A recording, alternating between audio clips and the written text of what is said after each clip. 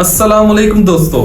सोचिए एक ऐसा मुल्क जहां 60 साल में 8 से ज्यादा मिलिट्री कोप्स हुए, जहां लोग गुर्बत और जंग के शिकार रहे, मगर जहां एक ऐसा लीडर भी आया जो अपनी आवाम का हीरो बन गया। जी हाँ दोस्तों, हम बात कर रहे हैं बुर्किना फासो की, जो कि वेस्ट अफ्रीका में सिचुएटेड है।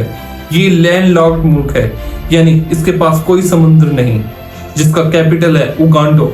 और आज हम बात करेंगे बुर्किना फासो के अप्स एंड डाउन के बारे में। दोस्तों, इसकी पॉपुलेशन तकरीबन 2.3 करोड़ है, यानी 2.5 करोड़ के करीब, और ज्यादातर लोग फार्मिंग और छोटी इंडस्ट्री पर डिपेंड करते हैं। बुर्किना फासो को पहला अपर वोल्टा कहा जाता था। जी हाँ दोस्तों, 1800 सेंचुरी में जब फ्रेंच ने इस पर कब्जा कर लिया और यहाँ एक फ्रेंच कॉलोनी बन गया। आखिरकार 1960 में बुर्किना फासो को आज़ादी मिली, लेकिन असली कहानी उसके बाद शुरू होती है दोस्तों। आज़ादी के बाद इस मुल्क में एक के बाद एक मिलिट्री कोर्प्स होते गए। आर्मी बार बार सरकार गिराकर पावर ले लेती थी। अवाम के लिए डेमोक्रेसी का मतलब सिर्फ नाम का था, असल में उनके पास कुछ भी नहीं था दोस्तों। और फिर आखिरकार दोस्तों 1993 में एक जवान लीडर आया जिसका नाम था थॉमस संकारा। उसने मुल्क के नाम ऊपर वल्टा से बदलकर बुर्किना फासो रखा, जिसका मतलब है land of the upright people, यानी ईमानदार लोगों की जमीन। संकारा ने मुल्क को बदलने की कोशिश की, जिसमें लैंड रिफॉर्म्स किए, वुमेन्स राइट्स प्रमोट किए, और सबसे बड़ी बात एजुकेशन और हेल्थ को फ्री कर दिया। खुद एक सिंपल जिंदगी गुजारी उसने। ऑफिशियल्स कार बीच दी, मिनिस्टर को छोटी कार यूज करने का कहा गया।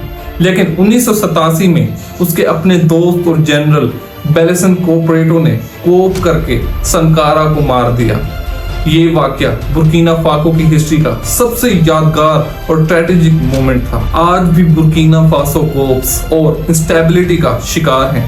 रिसेंट ईयर में भी मिलिट्री ने बार बार पावर ली है, मगर लोग अब भी थॉमस संकारा को अपना असली हीरो मानते हैं। उसकी तस्वीर आज भी वॉल्स और पोस्टर पर नजर आती हैं दोस्तों। सोचिए एक ऐसा मुल्क जहां आजादी के बाद डेमोक्रेसी का सपने तो सबको दिखाए गए, लेकिन असल में हुकूमत हमेशा फौज के हाथ में रही। एक ऐसा मुल्क जहां 60 साल के अंदर 8 से ज्यादा कोप्स हुई।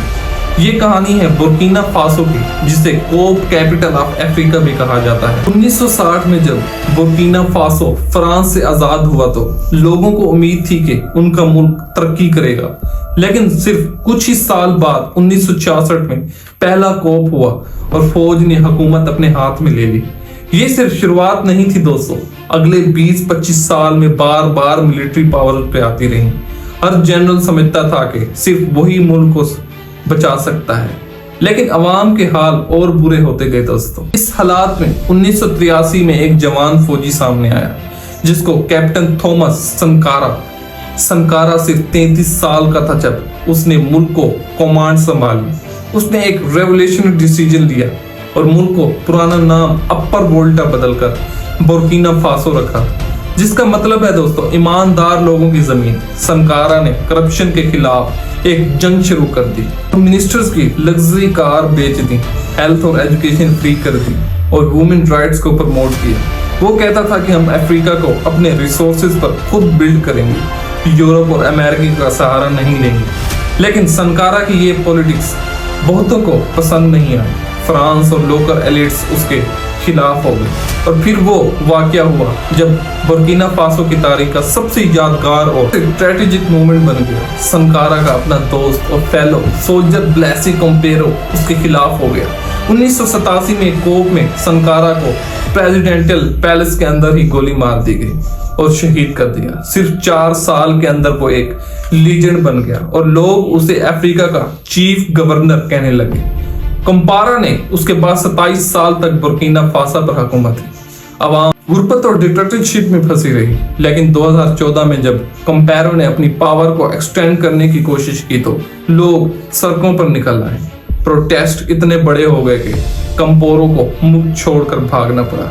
ये थी अवाम की पहली असली इनकलाब दोस्तों।